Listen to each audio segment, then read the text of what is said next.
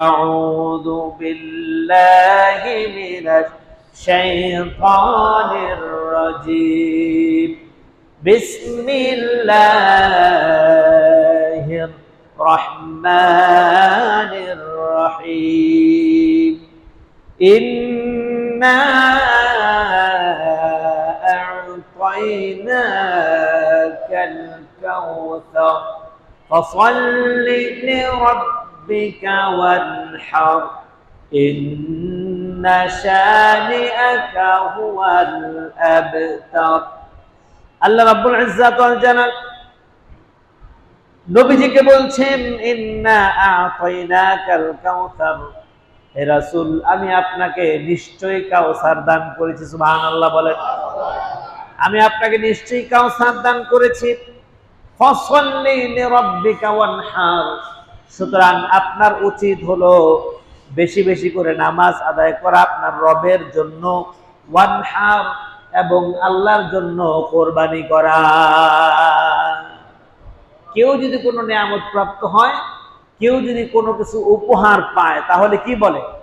ধন্যবাদ জানায়, তাকে অভিবাদন জানায় যে অসংখ্য ধন্যবাদ, আপনি এটা আমাকে দিয়েছেন। আল্লাহ পাক রাসূল সাল্লাল্লাহু আলাইহি ওয়াসাল্লামকে শিখাচ্ছেন যে আপনাকে আমি কাউসার দান করেছি, নিয়ামত আপনাকে আমি দান করেছি, সুতরাং আপনার উচিত আমার প্রতি বেশি সালাত আদায় করা এবং আমার জন্য কোরবানি করা। সুবহানাল্লাহ বলে। এই নিয়ম কে শিখিয়ে দিয়েছেন? আল্লাহ এই নিয়ম শিখিয়ে দিয়েছেন। ইন্না শানিআকা হুয়াল আবতার, আর যে সমস্ত কাফেররা আপনাকে মুলহিদ বলে, আপনাকে লেজ কাটা বলে, আপনাকে রুটলেস বলে, আসলে আপনি মুলহিদ নন, আপনি লেজ কাটা নন। যে কাফেররা আপনাকে উপাধি দিয়েছে তারাই হলো রুটলেস, তারাই হলো লেজ কাটার দল, আর তারাই হলো মুলহিদ, তাদের কোনো ভিত্তি নাই।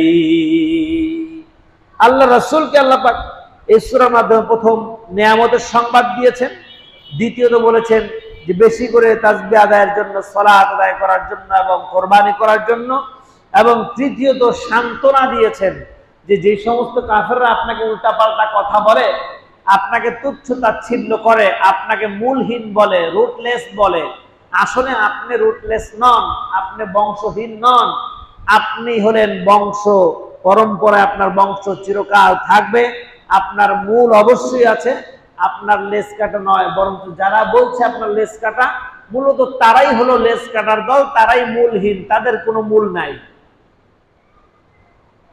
এই সূরাটা রাসূল আকরাম সাল্লাল্লাহু আলাইহি ওয়াসাল্লামের কাছে আল্লাহ পাক যে অবস্থায়, যে পরিপ্রেক্ষিতে নাজিল করেছেন, ওই সময় ওই অবস্থা ছিল খুবই নাজুক পরিস্থিতি।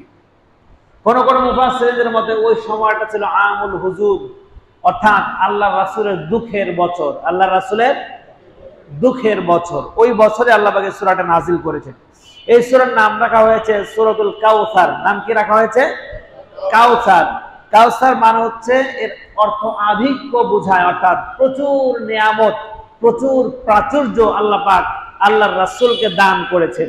শুধুমাত্র রাসূলকে নয়, এই উম্মতকে, এই জাতিকে আল্লাহ পাক প্রচুর প্রাচুর্য ও নিয়ামত দান করেছেন, এই কথাকে স্মরণ করিয়ে দিয়েছেন।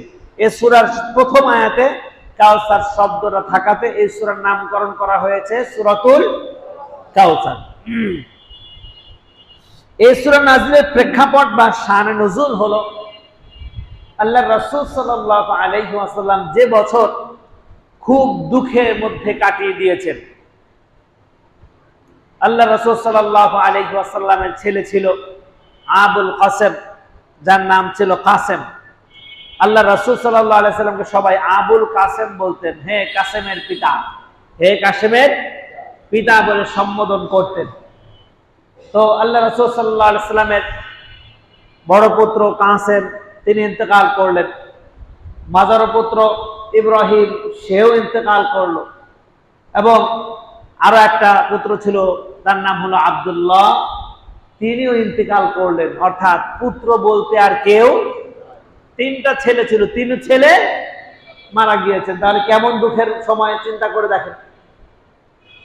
এক, দ্বিতীয়ত তার একমাত্র কাছের মানুষ ছিলেন হযরত আবু তালেব, আল্লাহ রাসূলের চাচা, তিনিও ইন্তেকাল করেছেন।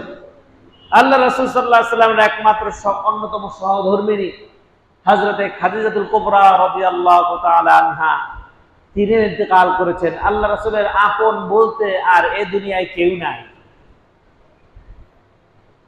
পৃথিবীতে যার আপন বলতে কেউ নাই, তার একমাত্র আপন কে? আল্লাহ। জোরে বলেন, তার একমাত্র আপন কে? আল্লাহ। এই পৃথিবীর জমিনে যত মানুষ দুঃখের মধ্যে থাকুক না কেন, যত মানুষ কষ্টের মধ্যে থাকুক না কেন, একমাত্র তার অনুকরণীয় হবে, একমাত্র অনুসরণীয় হবে মুহাম্মদুর রাসূলুল্লাহ। কারণ তার চেয়ে দুঃখে আর কেউ ছিল না, তার চেয়ে দুঃখে আর কেউ ছিল না। পরিবারের কেউ নাই, থাকার জায়গা নাই, বসার জায়গা নাই, ছেলে নাই সাথে, মেয়েরা নাই সাথে, চাচা নাই, স্ত্রী নাই, কেউ নাই, থাকার জায়গাটা পর্যন্ত নাই। এর চেয়ে দুঃখের আর মানুষ হতে পারে? এর চেয়ে কষ্টের আর সময় কারো যেতে পারে না। আল্লাহ রাব্বুল আলামিন রাসূল আকরাম সাল্লাল্লাহু আলাইহি ওয়াসাল্লামকে দিয়ে আমাদেরকে ধৈর্য শিখিয়েছেন। আমার নবী যেভাবে ধৈর্য ধারণ করেছেন, প্রত্যেকটা মানুষ যদি এভাবে ধৈর্য ধারণ করে, প্রত্যেকটা মানুষ যদি আল্লাহর উপরে এভাবে ভরসা করে, তাহলে ওই ব্যক্তি কখনো নিরাশ হওয়ার কথা নয়। ওই ব্যক্তি স্বাবলম্বী হয়ে যাবে, ওই ব্যক্তি সফল হয়ে যাবে যদি আল্লাহ রাসূলের মতো ধৈর্য ধারণ করতে পারে। চিন্তা করছেন কতটা দুঃখের, যার ফলশ্রুতিতে এই বছরের নাম দেয়া হয়েছে আমুল হুজুন। নাম দেয়া হয়েছে কি? আমুল হুজুন নাম দেয়া হয়েছে, অর্থাৎ